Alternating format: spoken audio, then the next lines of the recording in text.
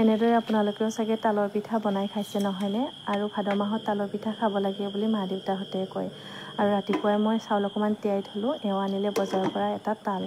আৰু সৰুতে বহুত খাইছিলোঁ। আমাৰ ঘৰতে তাল গছ আছিলে, মায়ে বনাইছিলে, তালৰ পিঠা খাইছিলোঁ। আৰু আজি মই ইয়াৰ ভাত পানী খাই উঠি দুপৰীয়া তালৰ ৰসখিনি উলিয়াই থৈছোঁ আৰু সন্ধিয়াকৈহে পিঠা বনাম। আৰু এইখিনি ৰস উলিয়াওঁতে যে কিমান কষ্ট হয় সেয়া যোনে বনায় তেওঁহে বুজি পায়।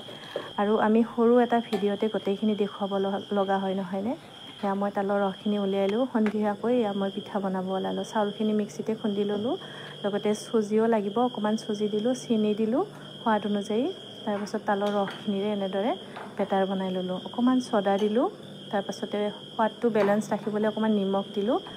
তাৰপাছত এনেদৰে বনাই গ'লোঁ।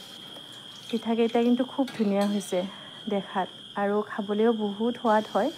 আৰু যিবোৰ বস্তু খাবলৈ সোৱাদ সেইবোৰ বস্তু মেহনতিও বহুত আছে।